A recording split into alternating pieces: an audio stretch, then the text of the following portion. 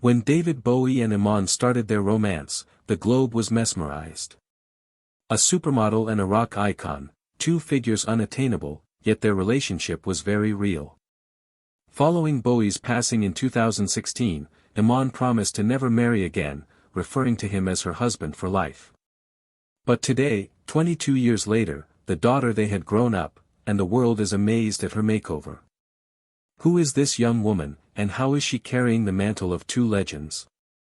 Hold on tight, because her tale might leave you gasping for air. If this kind of story touches your heart, if you're someone who cares about truth, responsibility, and speaking up for the voiceless, please like this video, subscribe to our channel Spark Science, and share it with someone who should hear it. Let's get started. Long before becoming one of the most iconic supermodels on the planet, Iman's journey started in the center of Somalia, a land where tradition, family, and determination forged her strength long before she knew fame. Born Zahra Muhammad Abdul Majid on July 25, 1955, in Mogadishu, her early life was characterized from the very start by a sense of difference and destiny. She was the first female child in 6 generations of her family, a distinction that immediately singled her out from her peers. In a family of predominantly male offspring, Iman's birth seemed like history repeating itself, as if her relatives were aware she was going to be one of a kind. Her father, Mohammed Abdul Majid, was a diplomat and even acted as ambassador for Somalia in Saudi Arabia. This meant that Iman's early life was shaped not only by family culture but by awareness of global politics and culture. Her mother, Marian, was a gynecologist, a capable woman in her own right who set an example of independence and intelligence for her daughter. Being raised by such powerful women provided Iman with a grounding of discipline and education, lessons that would stand her in good stead when she emerged onto the world stage.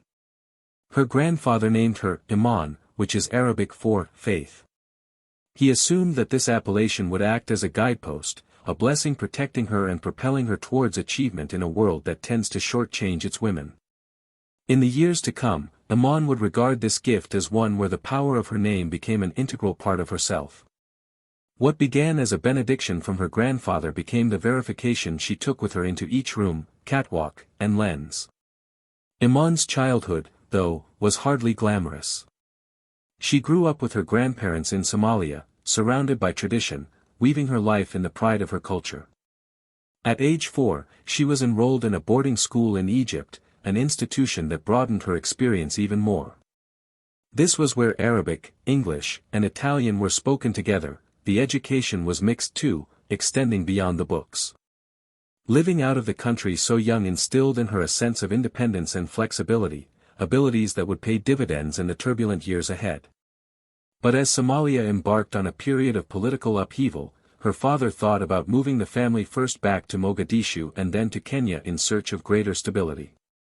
It provided me with a different insight into both the vulnerability and resilience of life in Africa. These were lessons that kept her rooted even when her own destiny ventured far away from home. By the time she struck the University of Nairobi, Iman was a confident young woman with her own ambitions. She studied political science, a choice stemming from her interest in government and the fact that her father worked in diplomacy. Modeling was not even an option at this point. It was all about American photographer Peter Beard, who found her on campus. The photographer was immediately drawn to her copper-hued complexion, lithe body, and lengthy neck, and Beard was adamant that she had model potential. Iman didn't melt initially, though. In her own mind, she was not a thing of beauty but a studious person striving toward goals grounded in politics. Beard was not deterred, however, and soon enough, she consented to stand in front of the camera. This would change everything about her life. In one of those loops, she would arrive in America, and in 1976, there would be a Vogue everywhere with her face on the cover. Iman was always apart from so many others, not just because of her beauty but also because of the very power of her Somali heritage. She strode with dignity and reminded individuals in numerous of her interviews that the beauty they were witnessing was the standard Somali beauty and not anything artificial or exotic. That cultural pride was her charm, and she was instructing the fashion world that elegance was indeed partiable and rooted in heritage. Designers including Yves Saint Laurent, Gianni Versace, and Donna Karan valued her presence not just as a model but as an inspiration. Yet years before she was an inspiration to the designers, Iman was just a little Somali girl. Her name is Faith, and her family thought she would grow up to do great things. Her first few years were spent in Mogadishu, Cairo, and Nairobi, which instilled her with strength, resilience, and an identity that even fame was never able to erase. Iman's transformation from Somali schoolgirl to international fashion icon was set in motion, but the man who would transform her life was still years away. If Iman's life was characterized by tradition and refinement, David Bowie's existence was characterized by reinvention, rebellion, and endless creativity.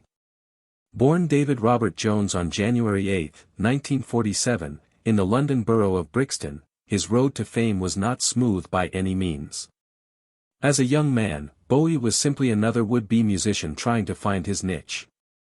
He played in various local bands and attempted to make an impression in the highly populated music scene of the 1960s, but his initial efforts went virtually unnoticed. Even his first album in 1967 did not arouse too much interest. For many, it must have appeared to be the end of a brief dream. But Bowie was no run-of-the-mill artist. His resolve to reinvent himself would prove to be his strongest arsenal. The turning point arrived in 1969 with Space Oddity. Inspired by the Apollo 11 moon mission, the eerie single chronicled the life story of fictional astronaut Major Tom and was an instant hit with listeners. The song reached the top of the UK charts and set Bowie on his way to becoming a superstar. However, Bowie never remained satisfied with replicating success. For him, every hit was not a destination but a stepping stone to a new artistic persona. His discontent spawned one of his most iconic personas, Ziggy Stardust. In 1972, Bowie unveiled the rise and fall of Ziggy Stardust and the Spiders from Mars. Ziggy evolved into a persona beyond his character, with his over-the-top outfits, androgynous appearance, and unapologetic stage presence. He became a cultural upheaval. Starman and Suffragette City were hits, but they were anthems for outsiders, dreamers, and anyone ever who felt like they didn't belong. Bowie's protean acceptance of identity and rule-bending proved to be a roadmap to heroism for all those who found themselves on society's periphery. Conversely, Bowie never should be defined by an idea, even one as celebrated as Ziggy. But then, in the mid-70s, he discarded all the glitter and embarked on what he termed plastic soul. The collaborative work with John Lennon in 1975 later topped the Billboard in America and reminded doubters of all stripes, British or otherwise, that Bowie could cross over anywhere. His Young Americans album showed how he could seamlessly blend funk soul and rock into something different. Critics might have despised the fact that he never managed to last in his various photos, but his fans adored him for being brave. That same essence took the form of a career in acting too. The 1976 science fiction film The Man Who Fell to Earth, featuring Bowie, made him known not just as a singer but as a performer and a teller of tales. Soon after, he released his iconic Berlin trilogy, Low, 1977, Heroes, 1977, and Lodger, 1979, with producer Brian Eno. These extremely experimental electronica-dominated albums opened new boundaries for rock and would inspire countless generations of musicians to follow.